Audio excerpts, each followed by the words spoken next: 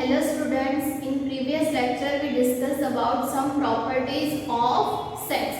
Okay, so in properties of sets we discussed first operation which is union. Okay, so operation में मैंने आप लोगों को बताया था कि there are many types of operation जो हम लोग साइड पे अप्लाई कर सकते हैं. ओके, उसमें से हमने यूनियन की बात की थी. Now we move on our next operation which is intersection.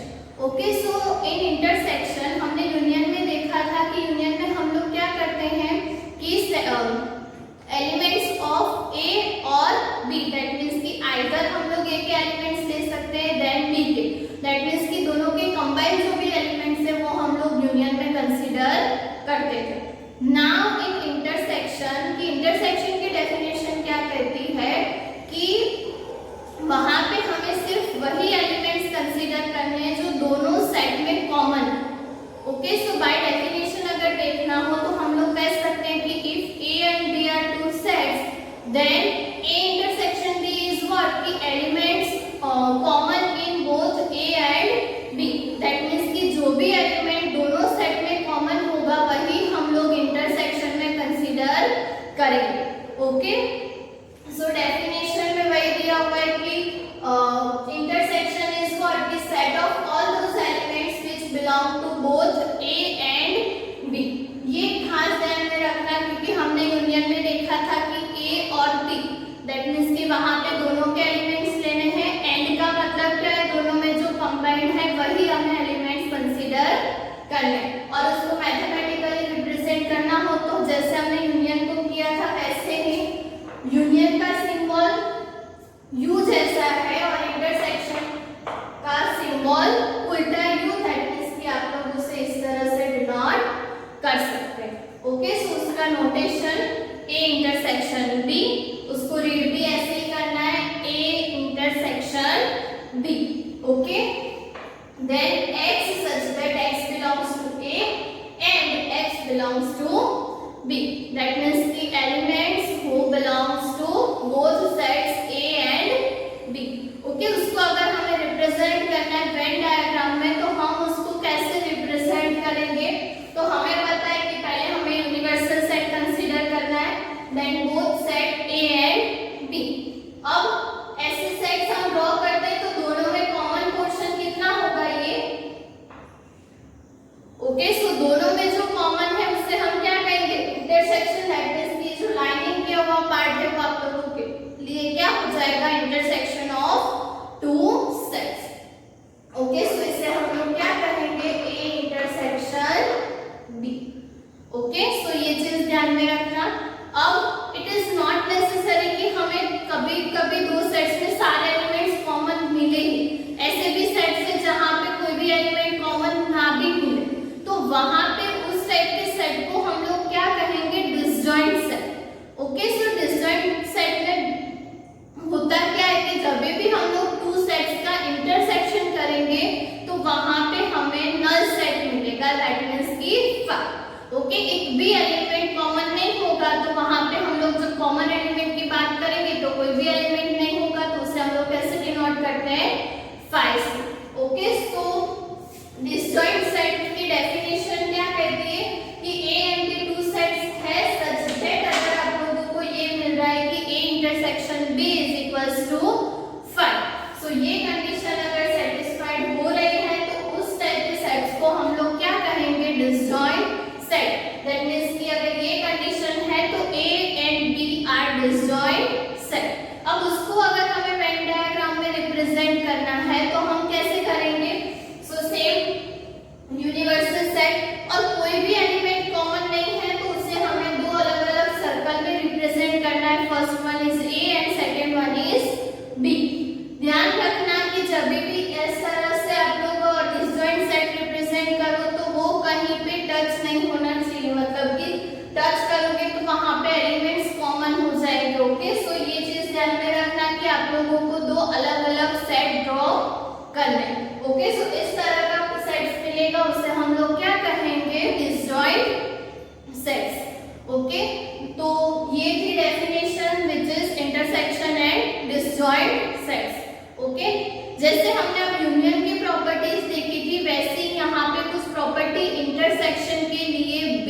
करती है। ओके, सो हम देखते हैं कि इंटरसेक्शन की प्रॉपर्टी क्या क्या है।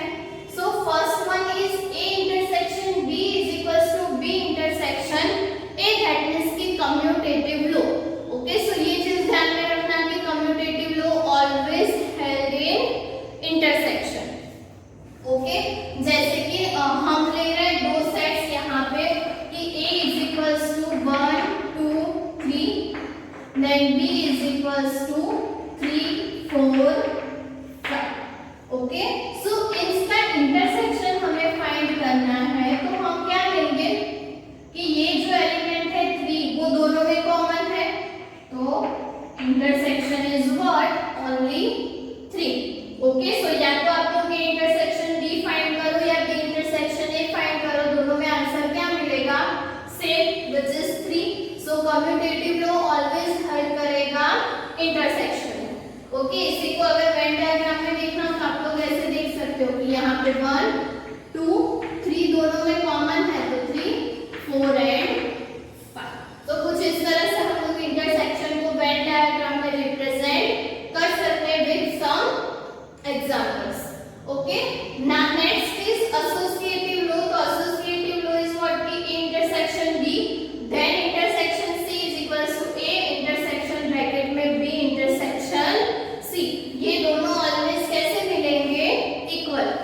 एक और चीज की कभी भी आप लोग 3 sets रिवर्स में करो या सही में करो, मतलब कि A B C intersection में करो, C B A intersection में करो, जैसे कि कम्यूटेटिव एंड एसोसिएटिव लो वहां पे होल्ड हो रहा है, सो सभी में आंसर आप लोगों को कैसे मिलेंगे इक्वल। ओके, सो वो चीज ध्यान में रखना कि ये दोनों होल्ड कर रहा है, दैट मींस कि यूनियन बी सेम मिलेगा एंड इंटरसेक्शन बी सेम मिलेगा। ओके, क्योंकि दोनों में ये प्रॉपर्टी सेटिस्फाइड हो रही है। Okay, next is law for phi and universal set. Okay, that means कि null set and universal set. तो नल सेट में क्या होता है कि कोई भी एलिमेंट नहीं होता, तो हम जब कोई भी सेट का इंटरसेक्शन नल सेट के साथ करते हैं तो वहां पे कॉमन कोई भी एलिमेंट नहीं होगा। सो ये यहाँ पे आप लोगों को क्या मिलेगा कि A intersection phi is equals to 5। Okay, so ये चीज ध्यान में रखनी है कि कोई भी सेट का फाई के साथ इंटरसेक्शन करेंगे तो आंसर क्या मिलेगा 5। एंड सेम कोई भी सेट का यूनिवर्सल सेट के साथ इंटरसेक्शन करेंगे तो हमें क्या मिलेगा सेट इटसेल्फ।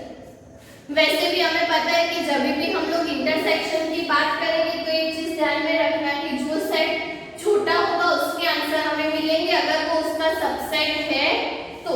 जैसे कि यहाँ पे A is subset of U होगा, ऑब्वियसली हम लोग यूनिवर्सल सेट के अंदर सेट कंसीडर कर रहे हैं, तो देन अगर आप लोग इंटरसेक्शन लेने जाओगे तो दोनों में कॉमन पॉइंट्स कितने होंगे, जो A में है वही।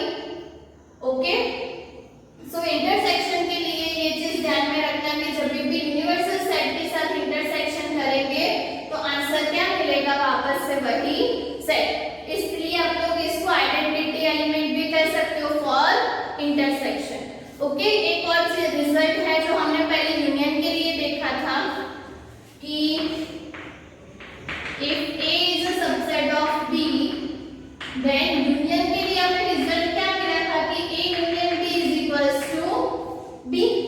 That means कि जो सबसेट है, जो सेट का सबसेट है वो सेट हमें आंसर में मिलेगा, that means कि बड़ा वाला सेट। लेकिन जब भी हम लोग इंटरसेक्शन की बात करेंगे तो आंसर में हमें क्या मिलेगा, जो सेट सबसेट हो रहा है वो, that means कि छोटा वाला सेट, that means कि A intersection B is equals to A।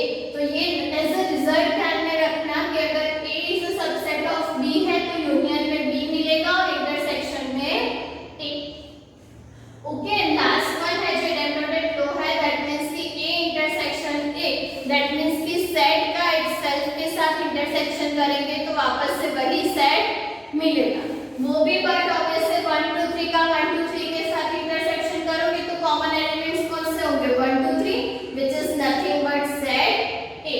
Okay, so वहां पे हमें आंसर क्या मिलेगा वापस से set A। So this are some properties of intersection. Okay, now हमें एक लो दिया हुआ है व्हिच इज डिस्ट्रीब्यूटिव लो, तो वहां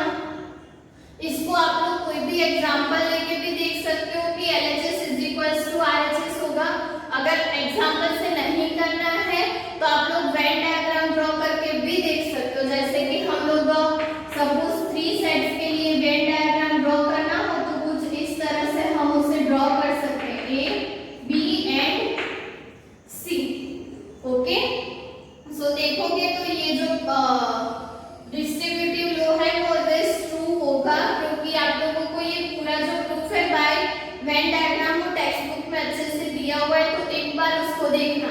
जैसे कि यहाँ पे A intersection B union C, तो B यूनियन C में कौन सा पोर्शन होगा, ये पूरा जहाँ पे B एंड C के सारे एलिमेंट्स है वो, एंड देन उसका इंटरसेक्शन A के साथ करना है।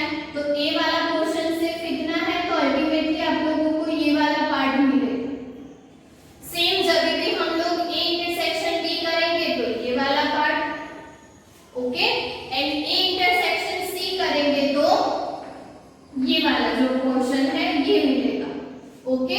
और दोनों का यूनियन करेंगे तो वापस से यही पोर्शन मिलेगा, ओके। सो दोनों साइड से मतलब LHS के लिए और RHS के लिए जब वेन डायग्राम ड्रॉ करोगे तो सेम ही मिलेगा। तो उससे हम लोग क्या कहेंगे कि ये ऑलवेज ट्रू होगा बाय वेन डायग्राम, एंड कोई भी अदर एग्जांपल लेके भी आप लोग देख सकते हो, ओके। सो ये चीज ध्यान में रखना, ओके। सो यहाँ पे हमारे कुछ प्रॉपर्टीज दिए हुए वो भी खत्म, इंटरसेक्शन, देन उसकी प्रॉपर्टीज, एंड देन जो मैंने बोला वो डिस्ट्रीब्यूटिव लॉ आप लोगों को ध्यान में रखना है, okay. Now we move on our exercise 1.4 जिसमें हम इंटरसेक्शन के रिलेटेड कुछ सम्स करेंगे, okay. So first one is की क्वेश्चन नंबर 5 में दिया हुआ है कि कुछ सेट्स दिए हुए हैं, उसके लिए हमें इंटरसेक्शन फाइंड करना है। तो जैसे हमने यूनियन में किया था वैसे ही हमें इंटरसेक्शन फाइंड करना है। तो इंटरसेक्शन में कैसे फाइंड करेंगे कि A intersection B,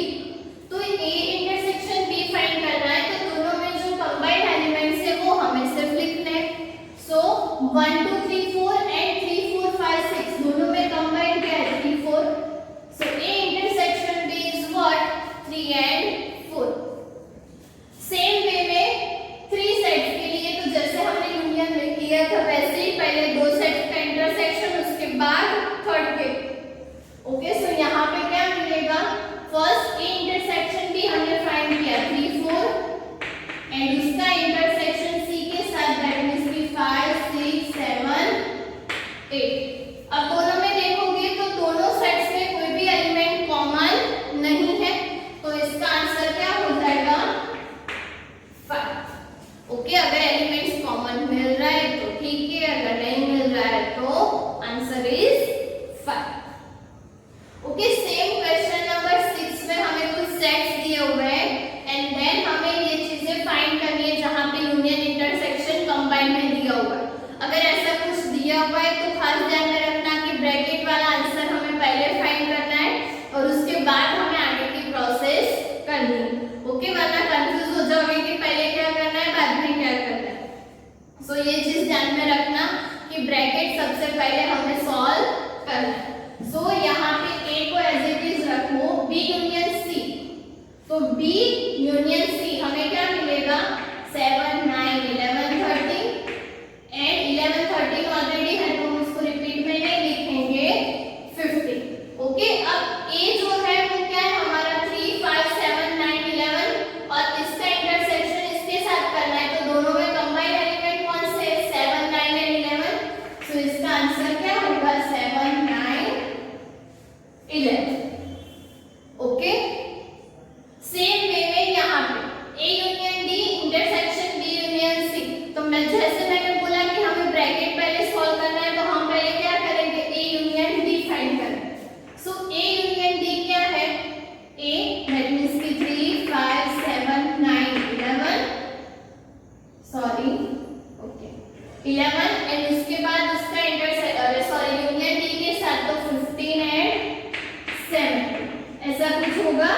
intersection B union C that means कि B के एलिमेंट 7 9 11 30 एंड उसका यूनियन C के साथ दैट मींस कि 11 13 है तो सिर्फ 15। और अब दोनों का इंटरसेक्शन करना है तो सिर्फ जो एलिमेंट्स कॉमन है वो लिखने हैं, तो कौन कौन से एलिमेंट्स होंगे, 7 9 11 एंड देन 15।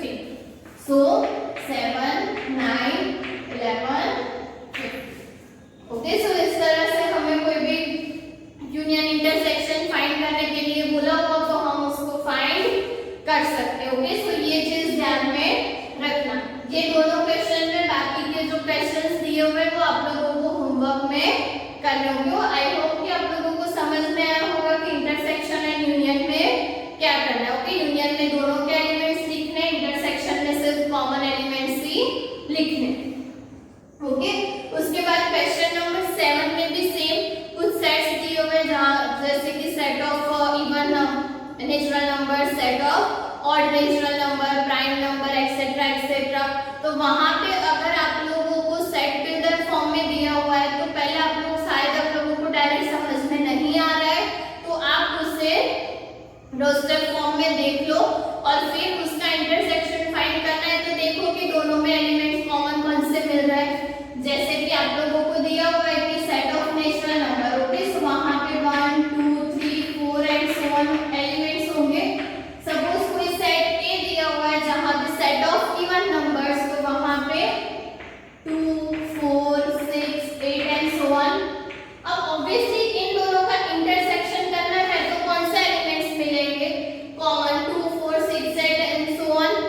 सो वहां पे वापस से इंटरसेक्शन आप लोगों को क्या मिलेगा, ए, दैट मींस की set of even natural numbers. तो इस तरह से बाकी के जो भी है वो आप लोगों को खुद से करने हैं।